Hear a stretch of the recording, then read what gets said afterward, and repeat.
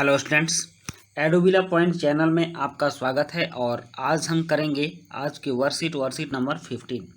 ये worksheet class 7 की होगी, जिसमें हम लोग सामाजिक विज्ञान, सामाजिक एवं राजनीतिक जीवन भाग 2 को पढ़ेंगे। और इस वर्कशीट में हम लोग समानता पर डिस्कस कर रहे हैं। तो वर्कशीट शुरू करने से पहले मैं आपको एक इम्पॉर्टेंट न्यूज़ बता देता हूँ कि अब इस चैनल पर आपको सारे वर्कशीट एक दिन पहले ही अवेलेबल होंगे। आप कल के वर्कशीट आज देख सकते हो, इसलिए आप एक दिन पहले इस चैनल पर, एडोबिला पॉइंट चैनल पर देखकर अपना फ़ायदा ले सकते हैं। तो चलिए शुरू करते हैं। और आज हमें समानता पर डिस्कस करना है। समानता समाज में काफ़ी ज़रूरी है, और यह इसलिए भी ज़रूरी है क्योंकि जहाँ समानता नहीं होती है वहाँ लोगों के साथ न्याय नहीं हो पाता है। इसलिए हम समानता के स्वरूप को देखें कि किस तरह से यह ऐतिहासिक काल में, हमारे पीछे के काल से आंदोलित होकर के आज हमारे संविधान में स्थान प्राप्त कर सकी है, और इसके स्रोत कहाँ कहाँ से उत्पन्न हुए हैं, इस बात पर हम चर्चा करेंगे। संसार के अधिकांश लोकतंत्रीय देशों में, लोकतंत्रीय देशों मतलब जहाँ लोकतंत्र है, लोगों का शासन है, समानता के मुद्दे पर विशेष रूप से संघर्ष हो रहे हैं। मतलब कि सबको समानता चाहिए, कहीं भी किसी भी तरह का भेदभाव नहीं होना चाहिए। उदाहरण के लिए संयुक्त राज्य अमेरिका में अफ्रीकी अमेरिकन लोग, जिनके पूर्वज गुलाम थे, मतलब अफ्रीका से जो लोग अमेरिका में लाए गए थे वो पहले गुलाम थे और अफ्रीका से लाए गए थे, वे आज भी अपने जीवन को मुख्य रूप से असमान बताते हैं। मतलब वो बराबर नहीं है। खास करके गोरे अमेरिकी लोग जो हैं उनकी अपेक्षा वहाँ काले अफ्रीकी लोग की जीवन शैली काफ़ी निम्न स्तर की है। जबकि 1950 के अंतिम दशक में अफ्रीकी अमेरिकनों को समान अधिकार दिलाने के लिए आंदोलन हुआ था। इससे पहले अफ्रीकी अमेरिकनों के साथ संयुक्त राज्य में बहुत असमानता का व्यवहार होता था और कानून भी उन्हें समान नहीं मानता था। उदाहरण के लिए बस से यात्रा करते समय उन्हें बस में पीछे बैठना पड़ता था। मतलब जो अफ्रीकी अमेरिकन थे, उनको जब वो बस में यात्रा करते थे तो आगे की सीट खाली होने के बावजूद भी उनको पीछे बैठना पड़ता था। रोजा पार्क्स एक अफ्रीकी अमेरिकन महिला थी। 1 दिसंबर 1955 को दिन भर काम करके थक जाने के बाद बस में उन्होंने अपनी सीट एक गोरे व्यक्ति को देने से मना कर दिया। उस दिन उनके इनकार के से अफ्रीकी अमेरिकनों के साथ असमानता को लेकर एक विशाल आंदोलन प्रारंभ हो गया, जो नागरिक अधिकार आंदोलन मतलब सिविल राइट्स मूवमेंट कहलाया। लेकिन यह आंदोलन आप समझ लीजिए कि मात्र एक दिन रोजा पार्क्स के विरोध के कारण ही उत्पन्न नहीं हुआ। ये बहुत दिनों से दबी भावनाओं का परिणाम था, जो अफ्रीकी लोगों का अमेरिका के प्रति दबी हुई भावना थी, जो उनके साथ अपमानजनक व्यवहार हो रहा था। तो उसके बाद ये बहुत विशाल रूप ले लिया और बाद में फिर नागरिक अधिकार आंदोलन कहलाया या सिविल राइट्स मूवमेंट कहलाया। और इसी का परिणाम हुआ कि 1964 के नागरिक अधिकार अधिनियम, अमेरिका में एक 1964 में नागरिक अधिकार सिविल राइट्स कानून बनाया गया, जिसमें इस कानून के तहत नस्ल, धर्म और राष्ट्रीय मूल के आधार पर भेदभाव को निषेध कर दिया गया। मतलब कि नस्ल के आधार पर, धर्म के आधार पर और राष्ट्रीय मूल मतलब अमेरिका अफ्रीका के जन्म स्थान के आधार पर भेदभाव को समाप्त कर दिया गया।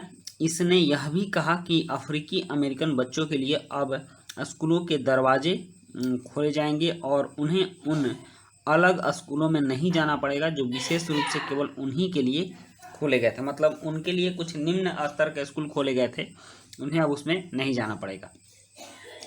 इतना होने के बावजूद भी अधिकांश अफ्रीकी अमेरिकन गरीब हैं।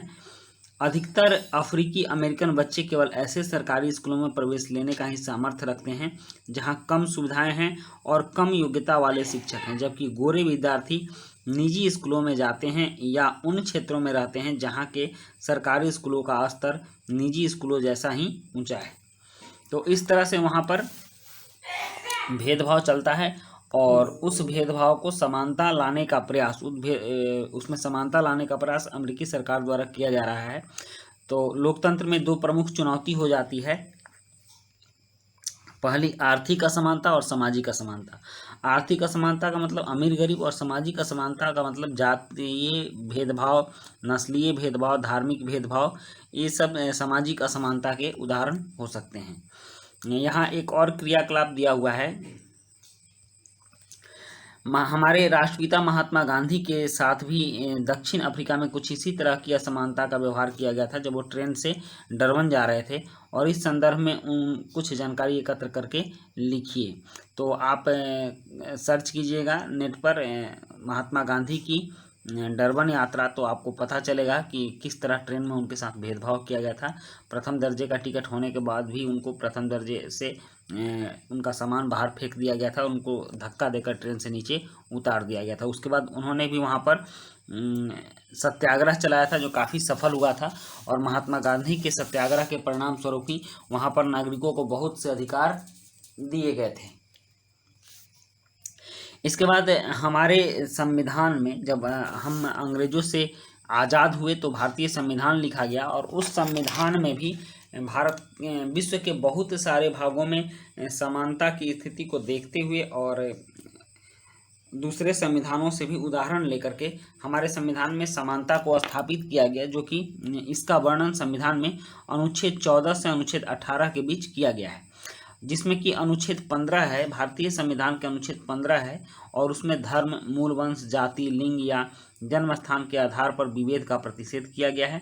इसकी पहली पंक्ति कहती है कि राज्य किसी नागरिक के विरुद्ध केवल धर्म, मूल वंश, जाति, लिंग, जन्म स्थान या इनमें से किसी के आधार पर कोई विभेद नहीं करेगा, मतलब राज्य इस स्तर पर कोई विभेद नहीं करेगा। और दूसरा है, कोई नागरिक केवल धर्म, मूल वंश, जाति, लिंग, जन्म स्थान या इनमें से किसी के आधार पर दुकानों, सार्वजनिक भोजनालयों, होटलों और सार्वजनिक मनोरंजन के स्थानों में प्रवेश या पूर्णतः या भागतः मतलब अंशतः राज्य निधि से पोषित या साधारण जनता के प्रयोग के लिए समर्पित कुआं, तालाबों, स्नान घरों, घाटों, सड़कों, सार्वजनिक के समागम के स्थानों के उपयोग के संबंध में किसी भी निर्योग्यता, दायित्व, निर्बंधन या शर्त के अधीन नहीं होगा। इस सब तरह की व्यवस्थाएं हमारे संविधान में की गई हैं, जो देश में समानता को स्थापित करने के लिए पर्याप्त व्यवस्था है। तो बच्चों, ये थी आपकी वर्कशीट जिसमें हमें समानता के बारे में और समानता से के लिए उत्पन्न संघर्षों के बारे में जानकारी मिली है। और इस वर्कशीट में कुछ प्रश्न हैं, यहाँ 3 प्रश्न दिए गए हैं। पहला प्रश्न है, देश में समानता स्थापित करने के लिए कुछ उपाय बताइए। दूसरा प्रश्न है, भारतीय संविधान समानता को किस प्रकार सुनिश्चित करता है, वर्णन कीजिए। और तीसरा प्रश्न है, 1964 में अमेरिका में नागरिक अधिकार आंदोलन क्यों आरंभ हुआ। तो चलिए इन प्रश्नों के उत्तर लिखते हैं। यहाँ पहला प्रश्न दिया गया है कि देश में समानता स्थापित करने के लिए कुछ उपाय बताइए। तो इसका उत्तर है, देश में समानता स्थापित करने के निम्न उपाय हो सकते हैं। और पहला उपाय है, सरकार को कुछ ऐसे कार्यक्रम चलाने चाहिए, ये शब्द नहीं होगा, चलाने चाहिए जो मिड डे मील की तरह हो और सारी जाति, धर्म, संप्रदाय, वर्ण, लिंग के बच्चे एक ही जगह लाभ उठाएं। इससे किसी के मन में बड़े छोटे का भेदभाव नहीं होगा। और दूसरा उपाय है, भारत के सभी नागरिकों को समान स्तर पर लाने के लिए आर्थिक आधार पर गरीबों का चयन कर उनको कुछ विशेष सुविधाएं दी जानी चाहिए, जिससे भारत में सभी नागरिकों के बीच समानता स्थापित हो सके। प्रश्न 2 है, भारतीय संविधान समानता को किस प्रकार सुनिश्चित करता है, वर्णन कीजिए। तो इसका उत्तर है, भारतीय संविधान के कुछ अनुच्छेदों में नागरिकों के बीच समानता का वर्णन किया गया है, जिसमें भारतीय संविधान के अनुच्छेद 15 के कुछ अंश ऐसे हैं जो कि मूल रूप से समानता के बारे में ही वर्णन करते हैं। जैसे, राज्य किसी नागरिक के विरुद्ध केवल धर्म, मूल वंश, जाति, लिंग, जन्म स्थान या इनमें से किसी के आधार पर कोई भी विभेद नहीं करेगा। विभेद मतलब अलगाव नहीं करेगा।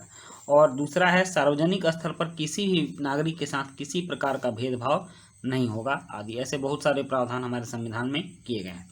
और प्रश्न 3 है, 1964 में अमेरिका में नागरिक अधिकार आंदोलन क्यों आरंभ हुआ। तो इसका उत्तर है, 1964 में अमेरिका में नागरिक आंदोलन आरंभ होने का मुख्य कारण रोजा पार्क्स, जो एक अफ्रीकी अमेरिकन महिला थी, को बस में एक गोरे व्यक्ति को सीट देने से मना करने से उत्पन्न हुआ। यह आंदोलन इतना विशाल हो गया जो नागरिक अधिकार आंदोलन कहलाया।